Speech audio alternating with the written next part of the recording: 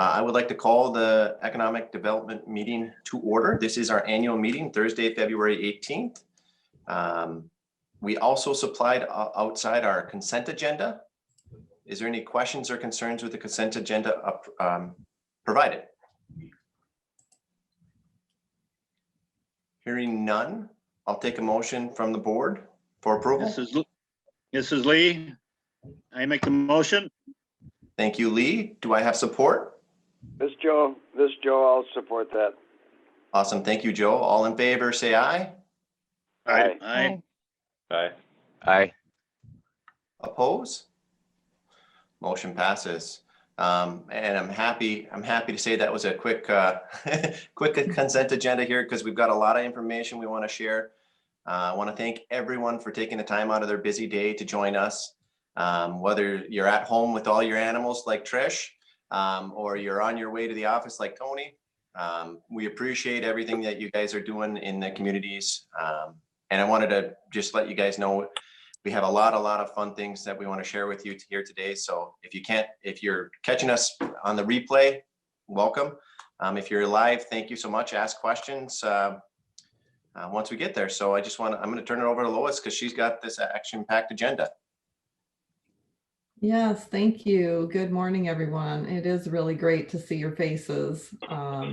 It's been tough not being able to get together, but we are here today to give you an update on 2020 and look a little bit forward to the remainder of this current year, 21. So first, I just really want to say thank you to the investors and the board of directors for providing us with the financial resources that allow us to carry out our economic development program.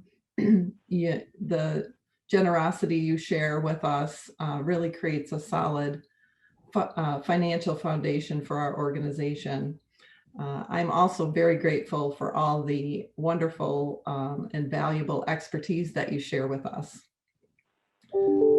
So having to interact remotely is just a giant reminder of where we've been over the last year. And while we have adapted the way we work and today's meeting looks a lot different, we do know that the collaborative approach we use for our economic development program is as strong as ever. And Emily, can I just ask real quick, did Sarah get on? I couldn't keep up with everyone that was logging on. Yep. Okay, great. So before we dive into the update, I just wanted to take a minute to introduce you to the new CEO of the Lake Superior Community Partnership. As you know, we contract with the LSCP for Economic Development Services.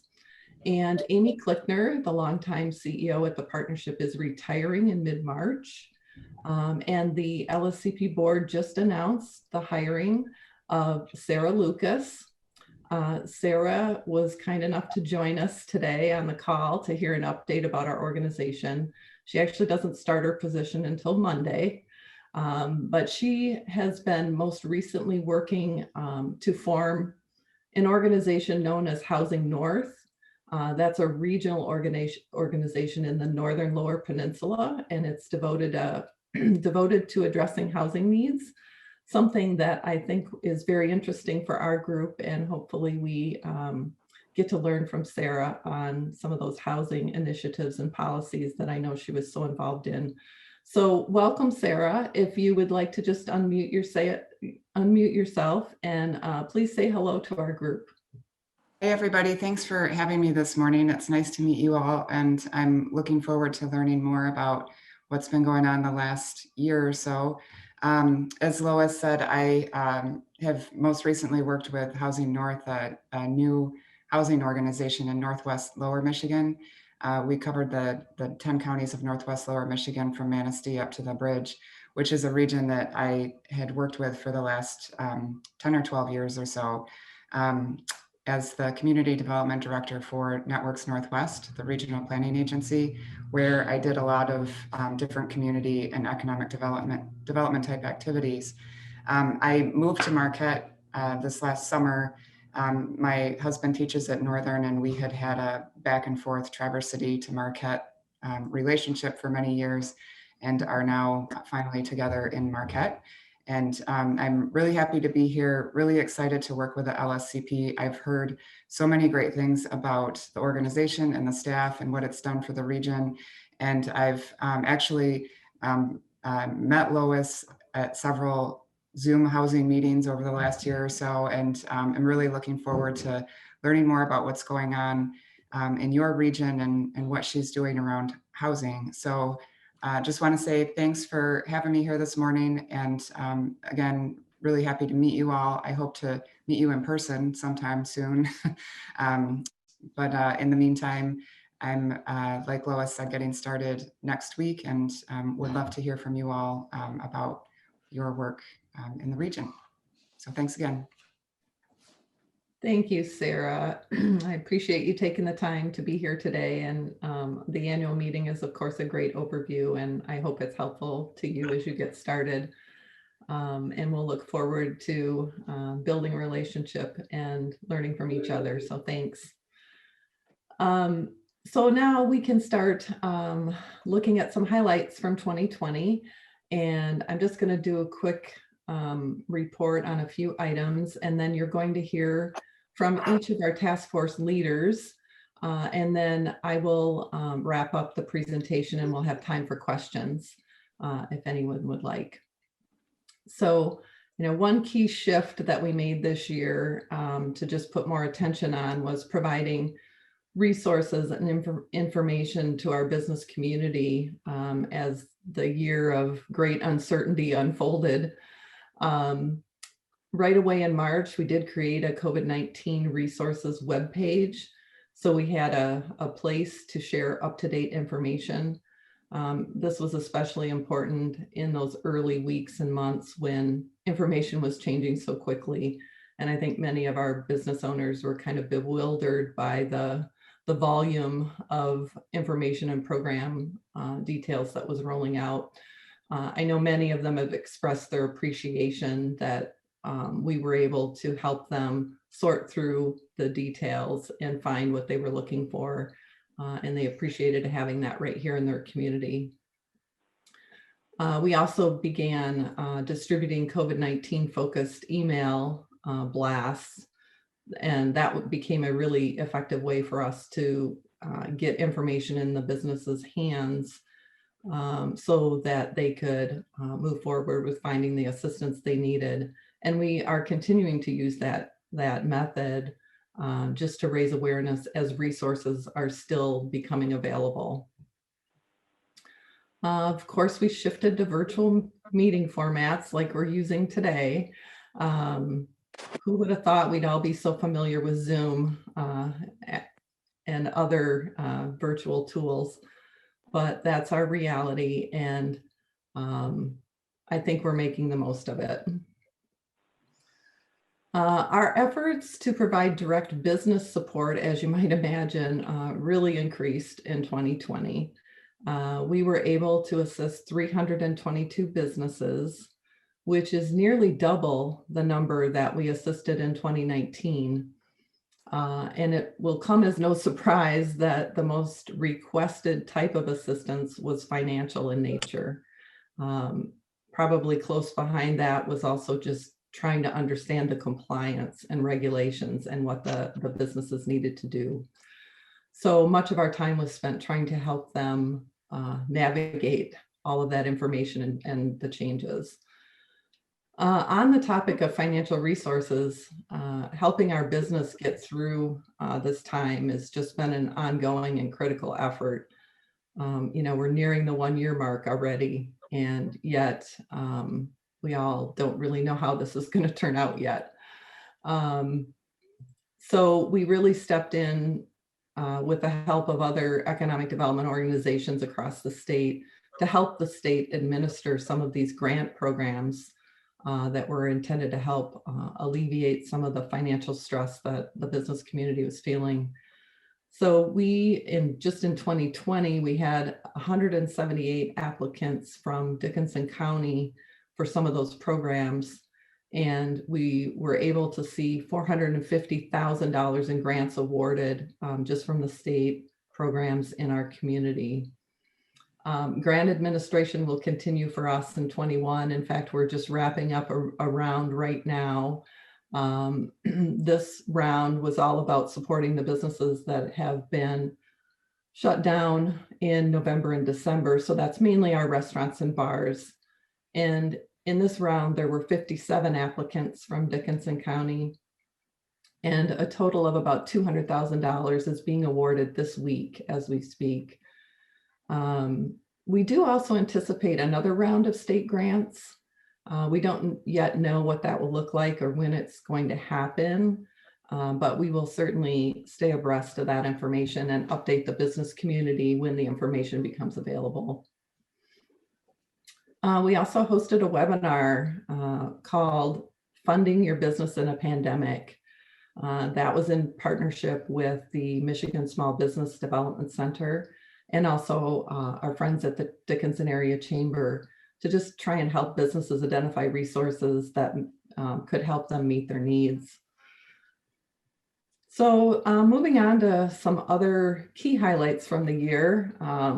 Seems like forever ago, but way back in the beginning of the year, we actually did have a couple of events before the pandemic really took hold.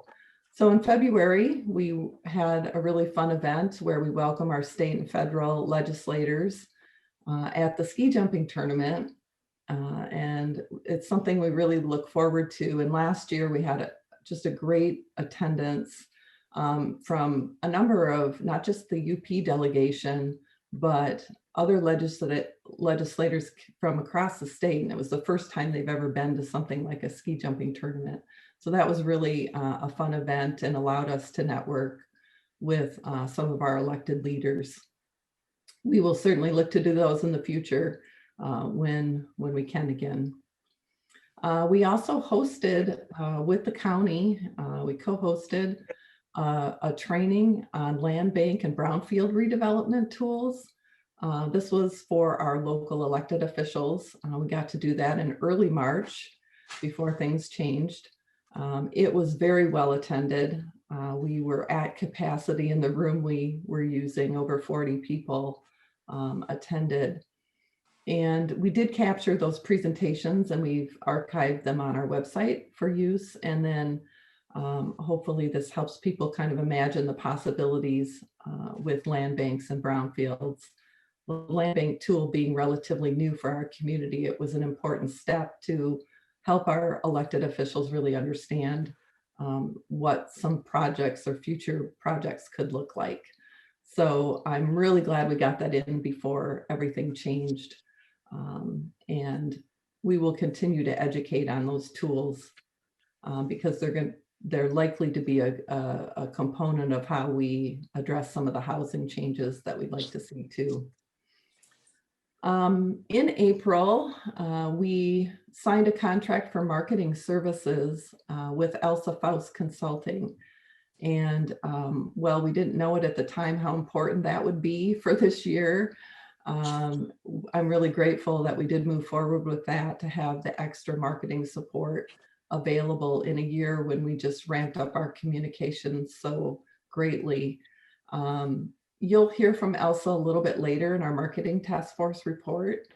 But I just want to say that her assistance has really helped us increase our presence and helping us reach a broader audience. We also, in 2020, we received an updated and refreshed housing market assessment for the area, which was something we worked on with our regional planning partners at QPAD. The results, of course, do document the need for rental and ownership units in a number of different formats. And the results of the assessment really help us market the opportunities to potential developers. And we've been able to just have that document available as we have conversations.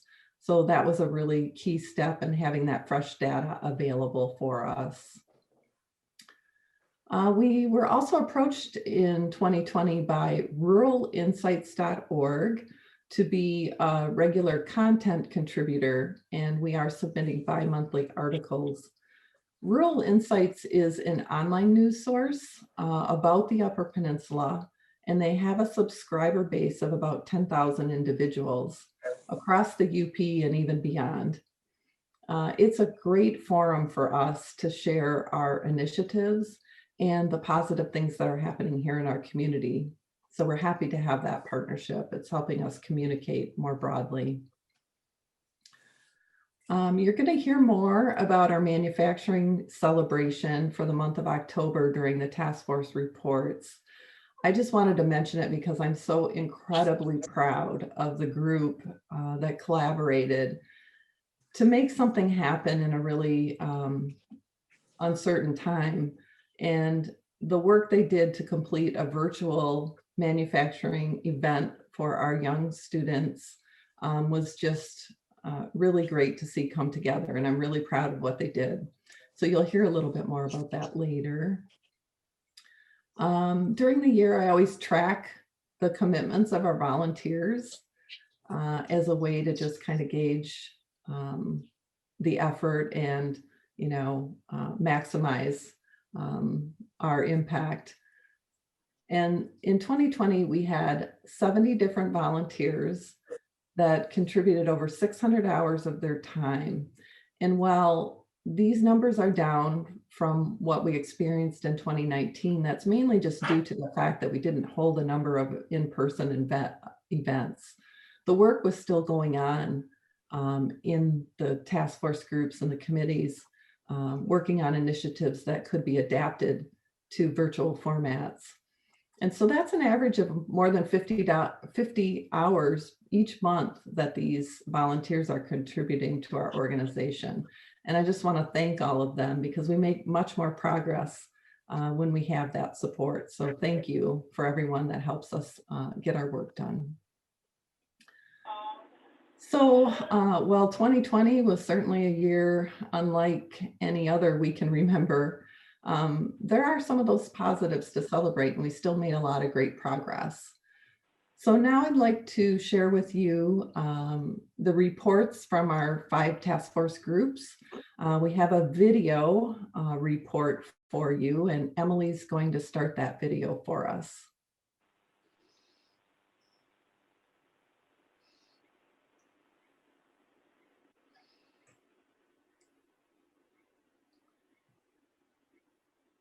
Tony. Oh, Jesus. Is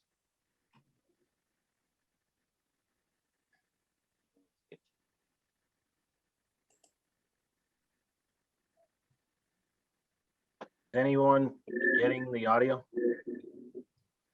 I don't see it load. No, Who's sharing it? I can maybe help with that. Tony. Emily? You're not getting the audio? No. Yeah, Emily, if you go, when you go to share screen, I believe it's in the bottom, I'm sorry.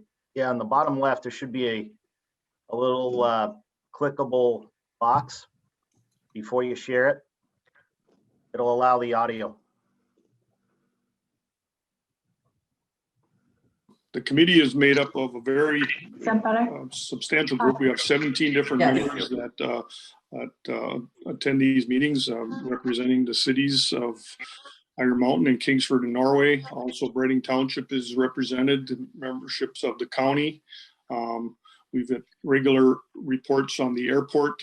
Michigan Department of Transportation is involved with their reports. Wisconsin Electric is involved. And then we've had representatives of the DTE Energy, along with realtors from the area and developers and representatives of our local banks. So we have a very extensive group that meets regularly, talking about a lot of different things in collaboration regarding infrastructure.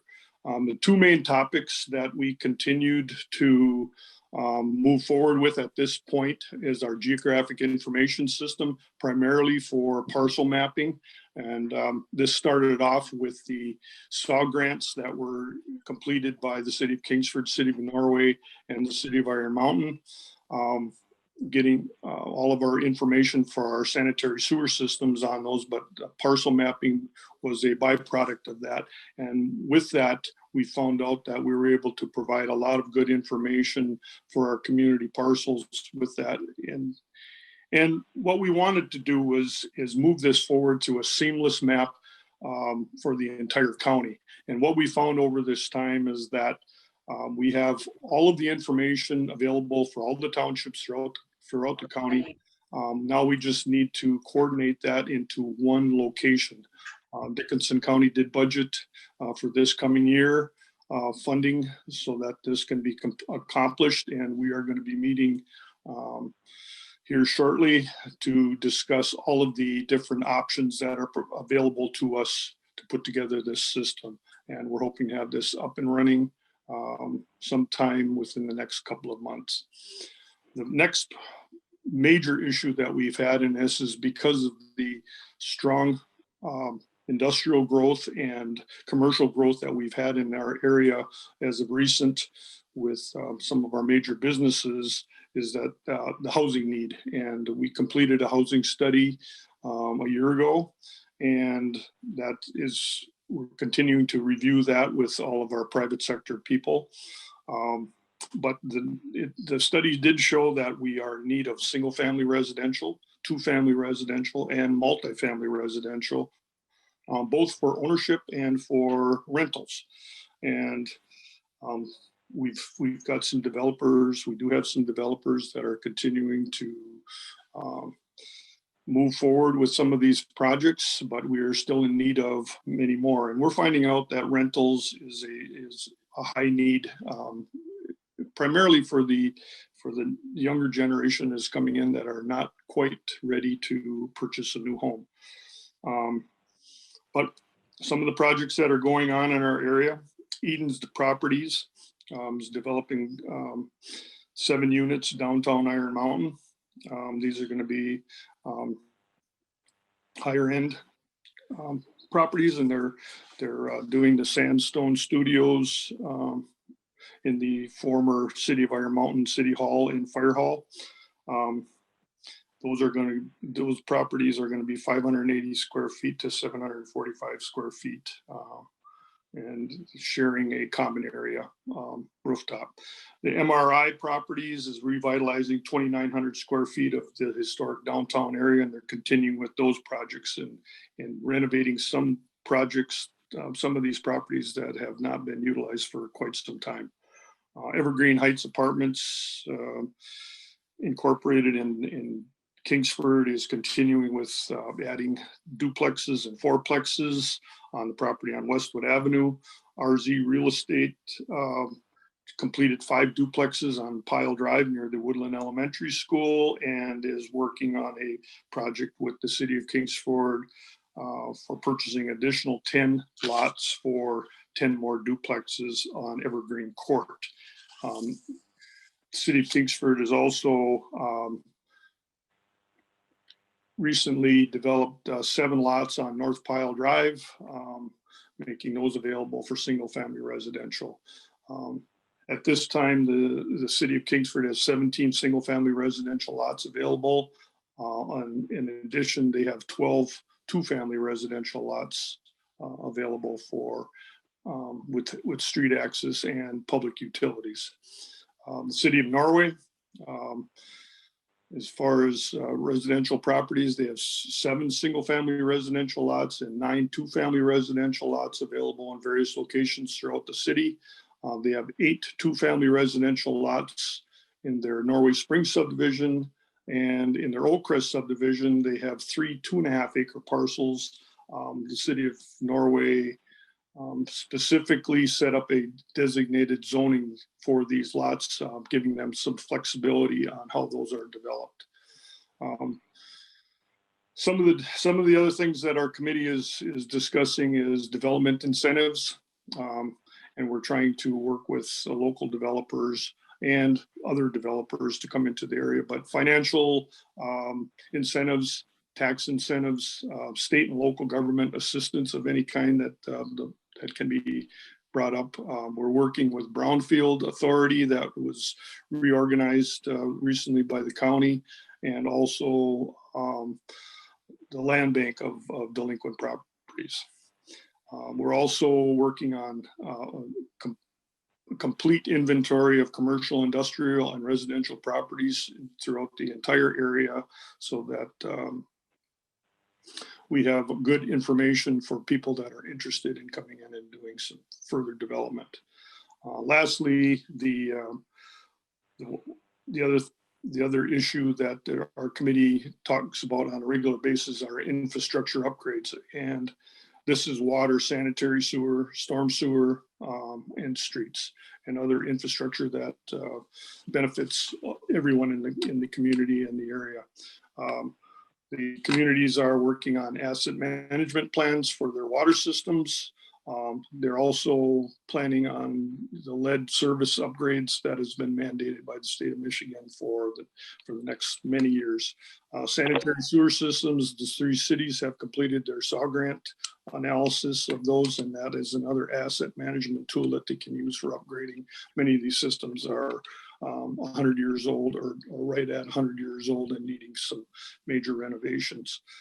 Storm sewer systems, as far as adding systems and separation of systems that were combined when they were originally constructed.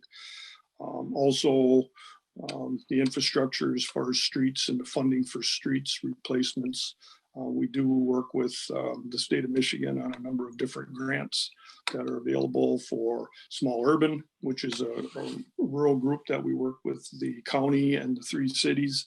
And also there's category A funding for new developments, and there's category F funding for commercial and industrial developments. So again, we share all this information on a regular basis so that everybody's on the same page and knowing what we're doing, instead of each individual community not having specific that information, what others are doing. So that's all that I have at this time. We're hoping to continue with the growth of our area and get through this pandemic. Good day. As chairperson of the Small Business Retention and Growth Task Force, I'd like to report on what we've been doing over this last year. Our main focus has been, with the pandemic and everything that's going on, is our Loyal to Local program. Our Loyal to Local program has taken off greatly. It's awesome to see all the businesses that are supporting it. We are currently at 126 businesses, which is our largest amount that we've had, and we're into our year number 3. So a lot of things that are going on with Loyal to Local, everything steering towards the idea of pushing as much business we can to the small business that's in our community and helping them thrive and survive. So our social media, we're up to over 2,200 Facebook followers. We've got the Instagram followers. We do monthly contests to drive people to our website. And again, that website is all geared towards helping our local business survive and be super strong, especially not only during the pandemic years, but at all times. So the monthly contests have been working really well. We run 560 ads on the radio across 4 stations locally, which has done very, very well. We've been hearing a lot of comments just in these last few months on how appreciative these business owners are. So the business owners are coming to us, telling us how much they appreciate these radio ads. One of the big things that we introduced a little over a year ago was a gift card program. And that was where our local participating businesses could offer gift cards online. So we took it one step further. This past Christmas season, we did what we call the holiday gift card program, trying to get the large businesses in our community to purchase their employee gifts at Christmas time, at Thanksgiving time, through the use of gift cards from our local small business. So we had 27 local businesses that agreed to do this. We put them on a full sheet. Some of them offered discounts, some of them did not.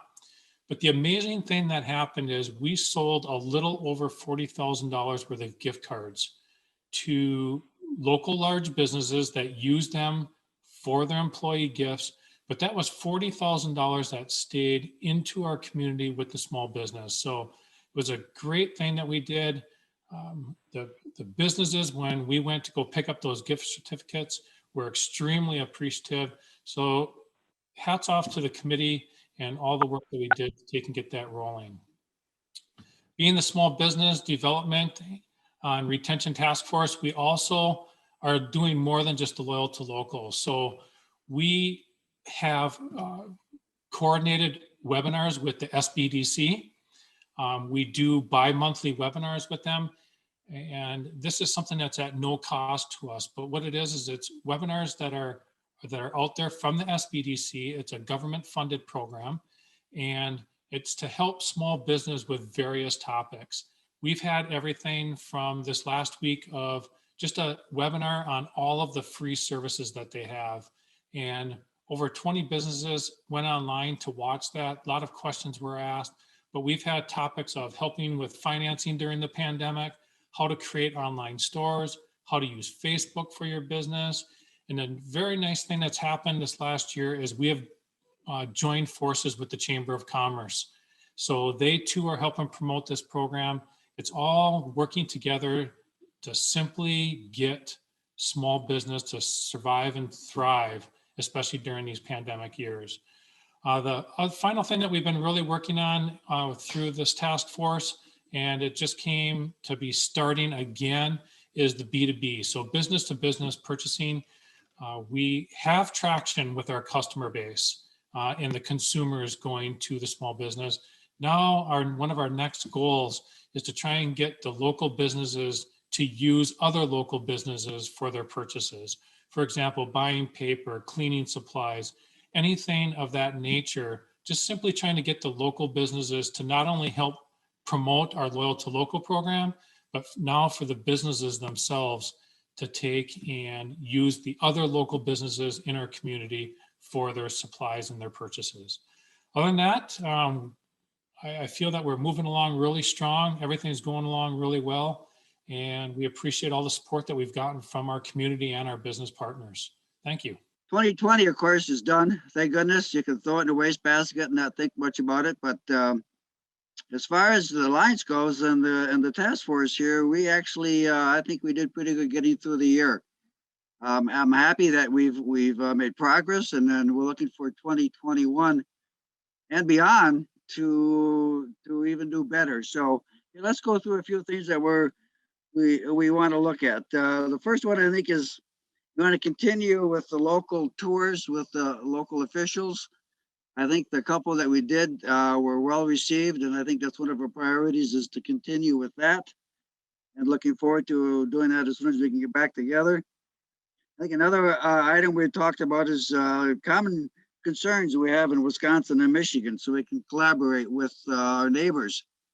We all have the same problems, the same concerns, and we really should reach out to the other counties around us to find that common goal. And then, of course, we should also talk about reach out to Wisconsin officials. That would basically say go into the last one we just talked about is just being more neighborly and working together. And I think we need to define 3 top priorities for the next year, 21. We got a couple of them here. Define the 3 priorities, host opportunities to share our message with other communities, provide semi-annual updates to elected officials. I think that's something we've already been doing. And explore the creation of a PAC. I think that's something that we can work on for the next few years. Also meet with lobbyists. I think it's important that we work with lobbyists that affect us, that can work with us, that can bring a message not only to Lansing but to Washington. So lobbyists, I think, is as much as we hear about them here and there, it's part of the system. We need to work with them a little bit more. And we need to share our message with a wider audience. We know what we're all about. The UP pretty much knows what we're all about, but does the Midwest and also the whole United States. I think we need to reach out, and especially for unemployment, our businesses that need to fill jobs, we have to reach out along with Michigan Works to hopefully to bring in more people to fill our jobs. So I think that's extremely important. But I think one of the biggest concerns we have, and I think it's got to be more than 21 and even farther beyond, would be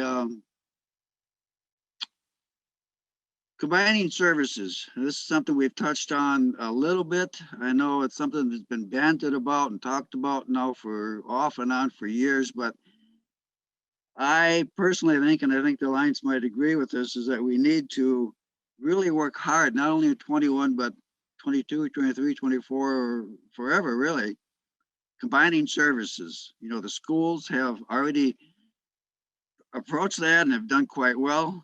But I think it's something that economics is going to force us to do it with the cities and townships and the county and the fire and police. But I think this is one of those things that I think it's got to be a priority for whatever board to work on this, because to me, it's just common sense that it's something we have to work on.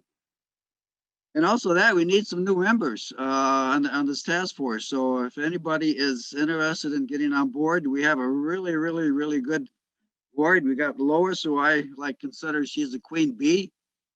You know, she's up in her hive and get all these bee workers buzzing around, and she takes care of all of us. And on our board, we've got Dave Bryson, you know, so if her little hive gets dirty, he can go in there and take away her garbage. And we've got Dave Cashin, so if the queen bee wants to go out on a weekend because all the little worker bees are bugging the heck out of her, he can slip her a few dollars. And then if she comes back the next day and says, I had too many shots of honey, Jim Rice can tell her where to go for some medical help. So we got Dave Bryson, Dave Cashin, Jim Rice, myself. So I think we've got 4 very good, smart people and a politician. So what really could go wrong on all that? So other than that, I don't have a whole lot to say, except I'm looking forward to 21. I'm looking forward to continuing the county's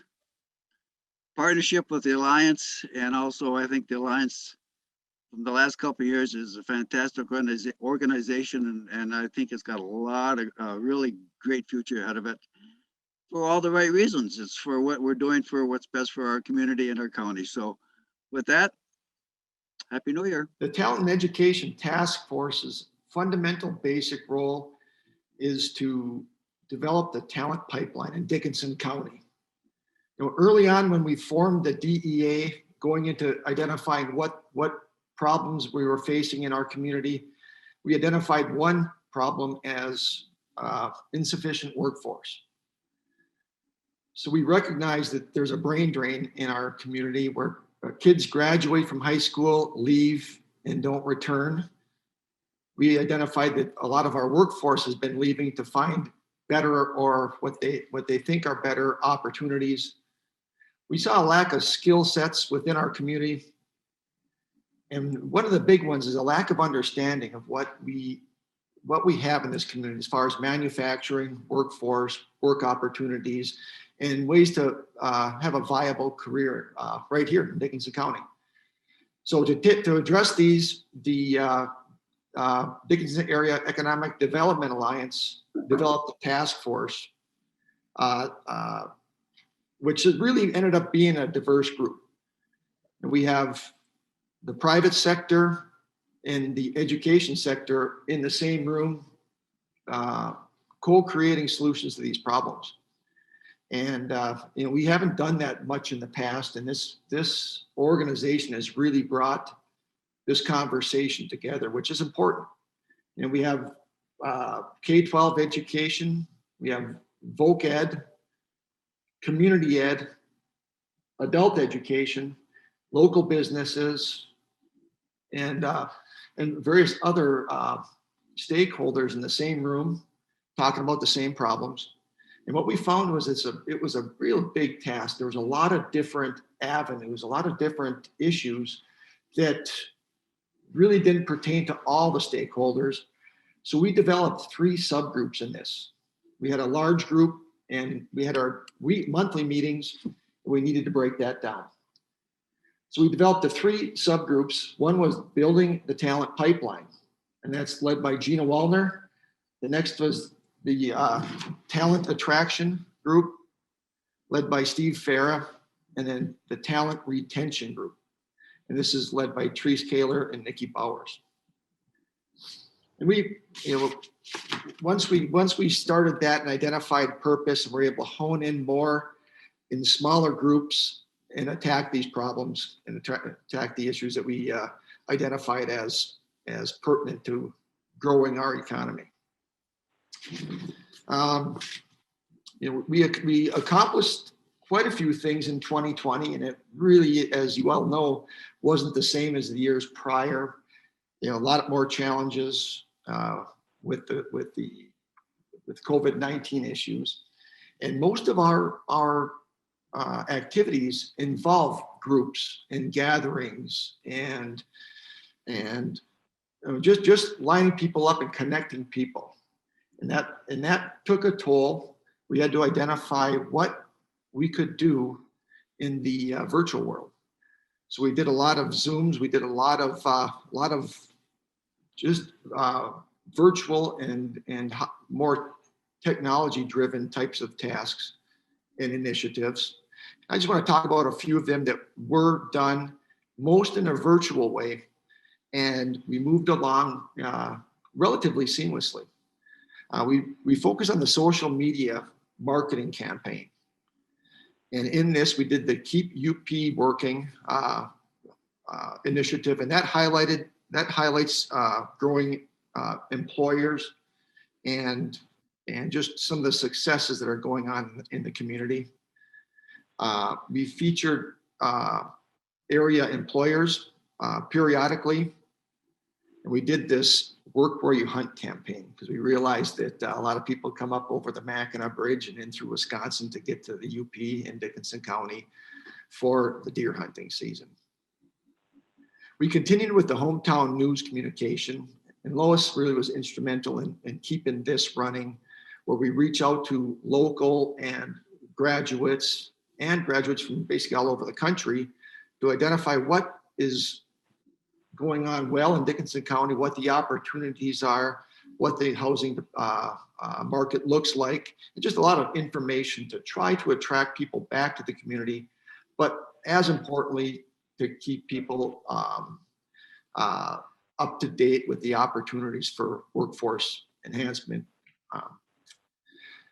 We did the heavy metal tour again this year, and this was done virtually, different than in the past where we brought students, ninth graders, to various manufacturers. We did this in districts in a virtual capacity, but we grew it. We had Bay College, we had the ISD, Michigan Works, and 5 companies involved with this process this year. And this was the biggest one that we had. And then we just interacted with six schools, about 250 freshmen this past year, or this year, were educated in manufacturing, but more importantly, in what manufacturing looks like in Dickinson County. One initiative we did do in person was the Kingsford Robotics Competition. That was an in-person event last spring. And that's a great opportunity to get our folks in collaborating with local companies, local sponsors, and just being around that environment, that high-tech environment, and talking with kids that are into that high-tech environment and really are passionate about robotics and technology and so forth, and hopefully future employees of this of Dickinson County. That's one of the goals we do have. We did some networking with state and federal legislators. As you well know, that's a really important piece of what we do to help move not only manufacturing and industry in our county, but overall across the UP to bring, I guess, bring more action, more political action, identifying what we can do even better. And that's, and we just finished our A3 planning for this upcoming year, and just identifying pretty much the same goals that we have. We didn't accomplish everything, obviously, in our in our initiatives, but we want to continue with in the path that we are going right now. We all feel it's very worthy. We're seeing some good results, and more importantly, we're just seeing that communication and those conversations going around employment, around workforce, and brainstorming various ways to build that up in Dickinson County. I appreciate all the efforts of all the committees and basically the Dickinson Area Economic Development Alliance as a whole, because it's really, I think, making a big difference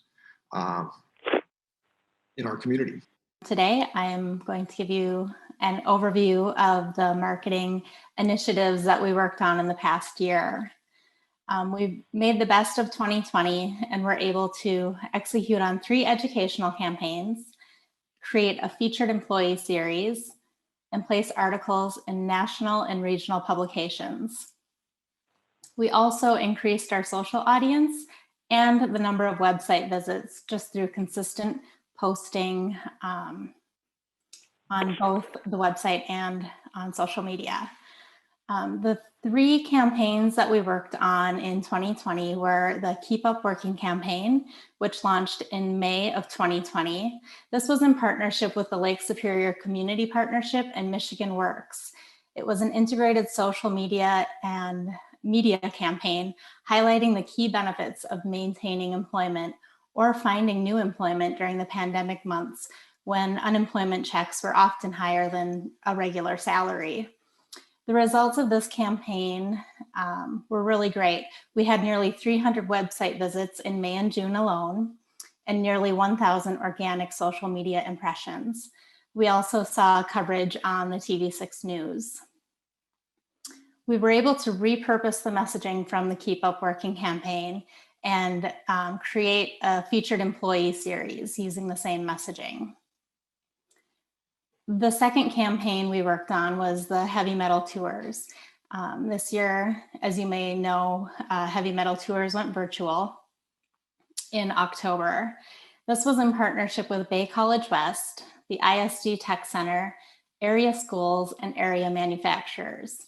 We were able to deploy a social campaign that highlighted the many educational opportunities for students, as well as job opportunities with area manufacturers.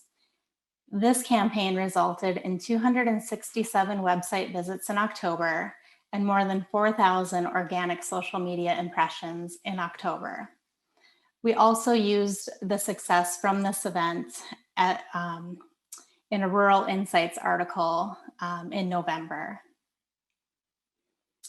The third campaign was the Work Where You Hunt campaign.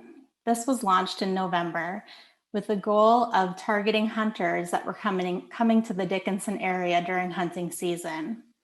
We did a targeted campaign on Facebook to reach those from outside of the area to find employment within the Dickinson area. We also placed physical posters at hotels, bars, restaurants, outdoor stores, gas stations. This coincided with the shutdown that began on November 18th. So we didn't have the impact that we had expected, but we did lay the groundwork for future years. We saw 118 website visits, 706 paid social media impressions, and 227 organic social media impressions. This is a campaign that we look forward to repeating in the future. The Featured Employer series began in August, highlighting systems control. We repurposed the talking points from Keep Up Working campaign to highlight the job openings in area businesses. In 2020, we featured systems control and the Oscar G. Johnson VA Medical Center. We're continuing this campaign into 2021 with the Dickinson County Healthcare System currently being featured in February. We had some really great media coverage. Business in Focus published an article in July highlighting our business community and our approach to economic development. We also have an agreement with Rural Insights that began in August for bi-monthly articles. So far, the topics covered have included the economic growth the Dickinson area has seen in multiple sectors, celebrating Manufacturing Day, and the new Oscar G. Johnson VA Medical Center Community Living Center Edition. We also had local coverage throughout the year on the Daily News and TV6. As I mentioned at the beginning, an increase in consistent posting on social media and on the website has increased our reach.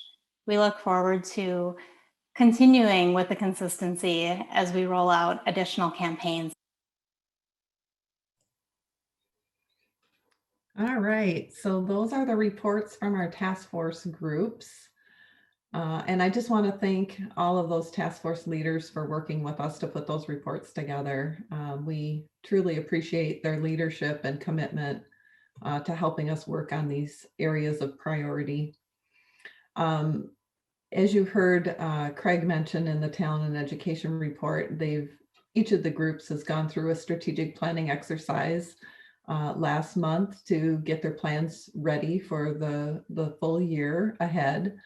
And they're eager to get started.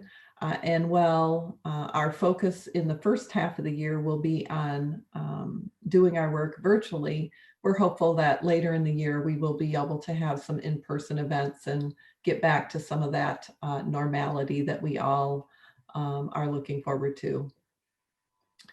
This is a good time to mention too, we're always willing to welcome new people to join our task force groups. All of them would benefit from additional input. So if you have an interest in any of those areas, we welcome you to join us. Please just reach out. I do want to just quickly lead into a couple things that we'll be focusing on in 2021.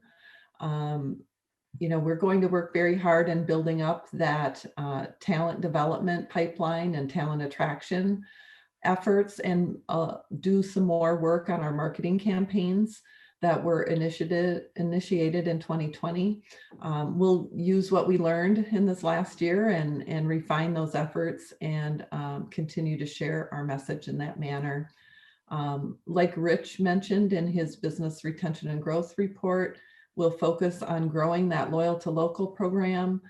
There's definitely a heightened interest right now in supporting local businesses due to the pandemic.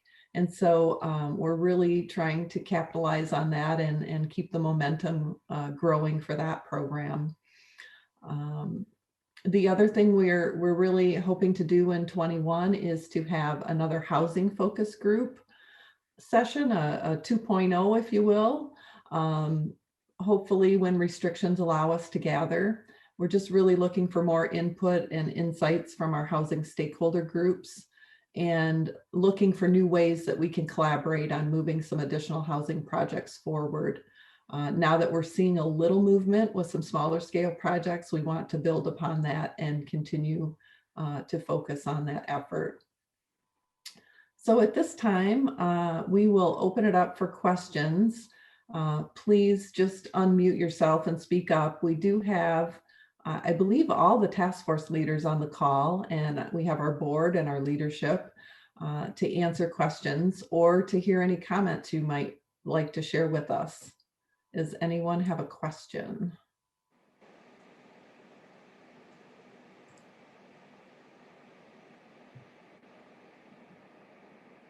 Everyone has to find their mute button too, right?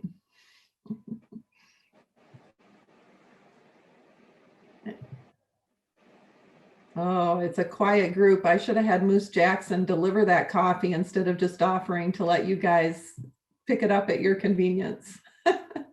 Lois, this is John Jamar. I'll kick it off. First of all, I'm very enthused with all the reports. Very excited to see our focus starting to make a real difference thanks to your leadership and all of the people that are volunteering and teaming up to make a difference. One of the thoughts with the report on all the actions, is there a high-level summary KPI sheet that would measure the results to help you focus on the areas that seem to be most impactful? And if so, is that something that would be in the works out of the committees? Thank you, John. Really appreciate you taking time to join us and hear what's happening and the feedback. We do have our annual report that will be delivered to you today in an email. So you'll have that to compare to past years. So we will get that link out to everybody, and it will be posted on our website later today as well.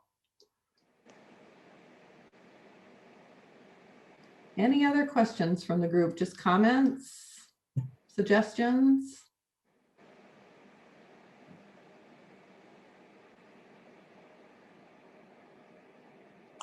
All right, it's a quiet bunch this early in the morning. So like I mentioned, you'll get that email today with our annual report. So take a look at that. And if you want to follow up with me or any of our board members or the task force leaders with questions, that's always welcome. I do just want to say thank you all for your support. It is truly an honor to be a part of this organization. I do think we have something really special and it's growing. And I just look forward to what we can accomplish together in the future. Russ, I'll turn it back over to you to conclude the meeting. Awesome. And I just want to follow up with saying, while it's been an honor serving with Mrs. Klickner, although I wish she wouldn't retire, it's been an absolute pleasure to be working with you. We look forward to working with Sarah, and everything will continue to grow and be great going forward. But if you have suggestions for Amy or anybody on the board, please don't hesitate. We don't know unless you tell us. I say that to the people I work with every day. The only way we're going to hear you is if you speak up. So please participate. We can always use great minds on all of our committees. So thank you for your time. And with that, I will take a motion for adjournment. I would move, Mr. Chairman. Thank you. With that being said, we are adjourned. Appreciate everybody on the call and enjoy and have a great Thursday. Thanks, everyone. Really appreciate your time today.